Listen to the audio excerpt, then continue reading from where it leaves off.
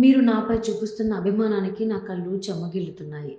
మీ ఆత్మీయత నా హృదయానికి గొప్ప సాంత్వన కలిగించింది. ఈ నేపథ్యంలో గతం ఒక రీల్ లాగా నా కళ్ళ ముందు కదులుతుంది. ఇన్నాళ్ళు నేను ఒక సస్పెండ్ ఆఫీసర్‌గా సోషల్ స్టిగ్మాను అంటే ఒక మరకను మోసాను. నన్ను ఆనాటి ప్రభుత్వం 3 ఏండ్లు చాలా ఇబ్బంది పెట్టింది. ఒక్క మాటలో చెప్పాలంటే క్షణ క్షణం ఒక గండంలా గడిచింది.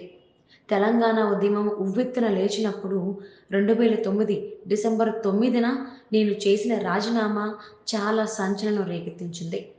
అదే రాత్రి చిదంబరం గారు చేసిన ప్రకటన ఉద్యమాన్ని చప్పున చల్లార్చింది. నాటి సీఎం రోసయ్య గారు మహిళా దినోత్సవం రోజున నాకు నా ఉద్యోగాన్ని కానుకగా తిరిగి ఇస్తున్నట్లు ప్రకటిస్తే, నేను రాజీనామాను విత్‌డ్రా చేసుకొని డిపార్ట్‌మెంట్‌లో చేరాను. నా జీవితంలో నేను చేసిన అతి పెద్ద తప్పు అదే. 18 నెలలు పద్మవ్యూహంలో చిక్కుకున్నట్లు నేను ఎదుర్కొన్న ఒత్తిడి, అవమానాలు నాకు బ్యూరోక్రసీపైనే నమ్మకం పోయేలా చేశాయి.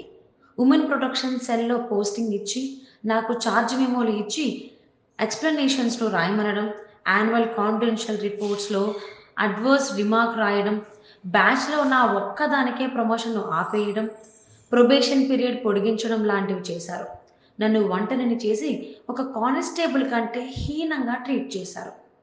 ఈ విషయాలు అన్నీ నన్ను ఆనాటి సీఎం కిరణ్ కుమార్ రెడ్డి గారికి మొరపెట్టుకునేలా చేశాయి. ఉమ్మడి రాష్ట్రంలో నాకు వారి అపాయింట్‌మెంట్ కూడా దొరకలేదు.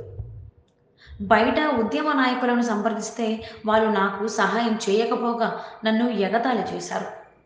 తెలంగాణ చిన్నమ్మ సుష్మా స్వరాజ్ గారికి, సోనియా గాంధీజీకి లేఖలు రాసి నా పరిస్థితిని, రాష్ట్ర దుస్థితిని వివరించా. ప్రత్యక్ష ఉద్యమంలో నేను మళ్ళీ పాల్గొనడం అనివార్యమనిపించింది. అందుకే 1 నవంబర్ 2011న ఫార్మాట్‌లో డీజీపీకి రాజీనామా ఇచ్చేసి ప్రజల్లోకి వెళ్ళాను. శ్రీకృష్ణ కమిటీ ప్రభావంగా జరుగుతున్న జాప్యాన్ని ప్రశ్నిస్తూ నా ఉద్యమ కార్యాచరణ ప్రకటించా. ప్రభుత్వం వెంటనే నన్ను సస్పెండ్ చేసింది. దేశద్రోహం వంటి తీవ్ర ఆరోపణలు అందులో ఉన్నాయి. అన్ని పత్రికల్లోనూ నా ఫోటోలు వేసి ఈ వార్తను పెద్దగా రాసి హైలైట్ చేశారు. ఆనాడే నాకు డిపార్ట్మెంట్ పట్ల ఏహ్య భావం కలిగింది.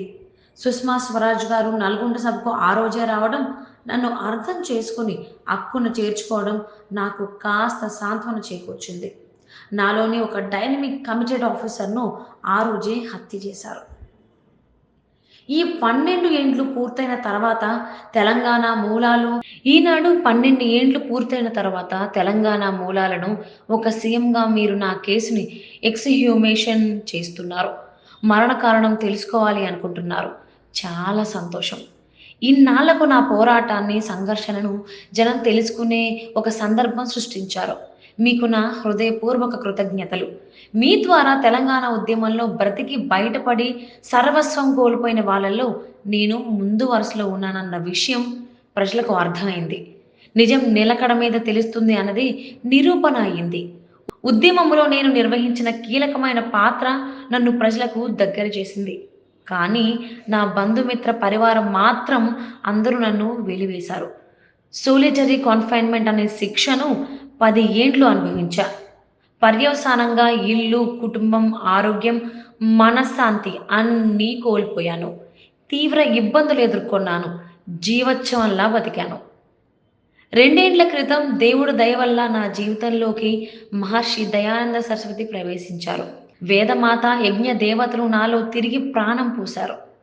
అందుకే నేను నా జీవితాన్ని ఆ మహనీయుని చరణాలకు సమర్పించుకున్నాను. జీవితంలో 10 జన్మలకు సరిపడా కష్టాలు పడ్డాను. చాలు. ఇక నేను ఎవరి కోసం ఇంకెటువంటి త్యాగము చేయలేను. జన్మరాహిత్యం కోసం అష్టాంగ యోగ మార్గంలో నడుస్తున్నాను. వేద ప్రచారకురాలిగా, వైదిక యజ్ఞ బ్రహ్మగా సనాతన ధర్మాన్ని ప్రచారం చేయడమే నా ముందున్న కర్తవ్యం. దీనివల్ల నా ఆత్మ ఉన్నతితో పాటు సమాజ ఉన్నతికి కూడా పాటుపడవచ్చు. కాబట్టి నా పందా మార్చుకోలేను. మీరు భావిస్తున్నట్లు పోలీస్ కాకుండా వేరే ఉద్యోగం కూడా నేను చేయలేను. ఎందుకంటే నా అమూల్య సమయాన్ని బ్యూరోక్రసీకి వెచ్చించలేను. శ్రేయో మార్గం విడిచి మళ్ళీ ప్రేయో మార్గం వైపు రాలేను. అన్ని దానాల్లో గొప్పదైన విద్యాదానాన్ని చేస్తూ పుణ్యం మూటగట్టుకోవాలనే కోరిక తప్ప నాకు ఇంకేమీ లేదు.